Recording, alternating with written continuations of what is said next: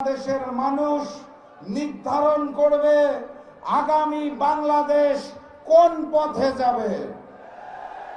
সেই মানবিক বাংলাদেশ গড়ার জন্য ডাক্তার শফিকুর রহমানের নেতৃত্বে আমরা 11টি দল যখন ঐক্যবদ্ধ হয়েছি, যখন এক হয়েছি, তখন প্রতিপক্ষ হিসেবে আমরা দেখতে পেয়েছি ভারতের সামনে দস্তখত করে লন্ডন থেকে আসা এক মুফতির নেতৃত্বে বামপন্থী বিএনপি।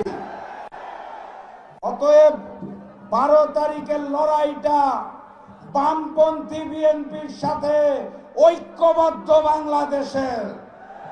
এটাই সেই ঐক্যবদ্ধ বাংলাদেশ, আমরাই বাংলাদেশ যারা আগামীতে ডাক্তার শফিকুর রহমানের নেতৃত্বে একটি মানবিক বাংলাদেশ গড়ে তুলব ইনশাআল্লাহ। মানবিকতার একটা উদাহরণ দেখুন। যখন প্রতিপক্ষের ওপার থেকে ডাক্তার শফিকুর রহমানের সোশ্যাল মিডিয়ার অ্যাকাউন্ট হ্যাক করে নারী বিদ্বেষী পোস্ট দেওয়া হচ্ছে, সেই সময় ডাক্তার শফিকুর রহমান যারা এই ধরনের নীল নকশায় জড়িত তাদেরকে ক্ষমা করে দিয়েছেন। মানবিকতার একটি উদাহরণ দেখুন। ডাক্তার শফিকুর রহমান বিএনপির চেয়ারম্যান তারেক রহমানকে আহ্বান জানিয়েছেন, আসেন আমরা পলিসি বিতর্কে বসি, পলিসি ডিবেট হোক, পাশাপাশি বসে কথা বলি। মানবিকতার বড় উদাহরণ। লন্ডন থেকে আসা মুফতির পক্ষ থেকে এখন পর্যন্ত কোনো উত্তর আসে নাই। আমি আমার জায়গা থেকে মনে করি লন্ডনের মুফতিকে যদি বিতর্ক করতে হয়, এই মঞ্চে শিবিরের সভাপতি বসে আছে, তার সাথে আগে একটা প্র্যাকটিস ম্যাচ হওয়া উচিত। এর আগে ডাক্তার শফিকুর রহমানের সাথে বসলে যেই সকল অলিক স্বপ্ন দেখাচ্ছেন সেইগুলার ব্যাখ্যা উনি দিতে পারবেন না। আপনারা ফ্যামিলি কার্ডের কথা শুনেছেন, অবাস্তব অলিক পরিকল্পনার কথা শুনেছেন। উনি 20,000 কিলোমিটার খাল খনন করতে চায় শুনেছেন, প্রতি বছর 5 কোটি গাছ লাগাতে চায় শুনেছেন, আমার দেশের যুবক ভাইদের পঙ্গু করে দেওয়ার জন্য বেকার ভাতা দিতে চায় শুনেছেন। বাস্তবতা হচ্ছে 20,000 কিলোমিটার খাল খনন করতে প্রতিদিন যেই পরিমাণ খাল খনন করতে হয়, 5 কোটি প্রতি বছর গাছ লাগানোর জন্য বাংলাদেশে যেই পরিমাণ জায়গার প্রয়োজন হয় সেটা আমাদের নাই। এখন লন্ডনের মুফতি ভারতের মানচিত্র সহ বাংলাদেশের মানচিত্র এক করে পরিকল্পনা দিচ্ছেন কিনা তা আমরা জানি না। কথাবার্তা পরিষ্কার। 12 তারিখ দুর্নীতিবাজ সন্ত্রাসী সংগঠন বিএনপিকে, নব্য ফ্যাসিস্টকে লাল কার্ড দেখাতে হবে। আপনারা প্রস্তুত আছেন?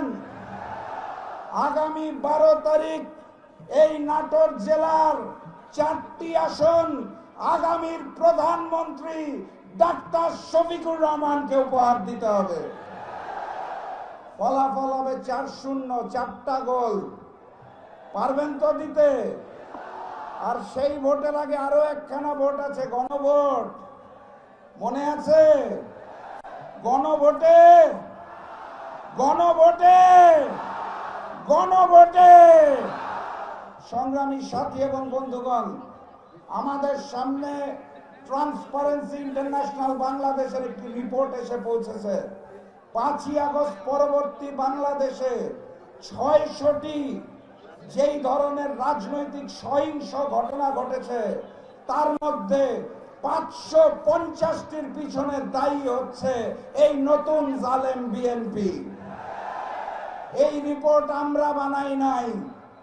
এই রিপোর্টের মাধ্যমেই প্রমাণ হয় এই অবস্থায়, ক্ষমতাহীন অবস্থায় তারা যদি 92% সন্ত্রাসী কর্মকাণ্ডে জড়িত থাকে, তাহলে ক্ষমতায় আসলে পুরা দেশটা লুটে পুটে খাবে। আমরা কি সেই বাংলাদেশ চাই? তাহলে 12 তারিখ নিশ্চিত পরাজয় বুঝে যেই বিএনপি নব্য জালেম ভোট কেন্দ্র দখল করতে আসবে, আপনারা কি করবেন? প্রতিরোধ করা যাবে? 11 তারিখ রাত থেকে ভোটের ফলাফল আসার আগ পর্যন্ত প্রত্যেকটা ভোটের কেন্দ্র পাহারা দেব আমরা ইনশাআল্লাহ।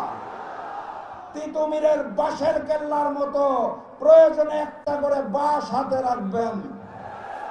সর্বশেষ কথা, এই এলাকার মা বোনদের উপর যদি অত্যাচার করা হয়,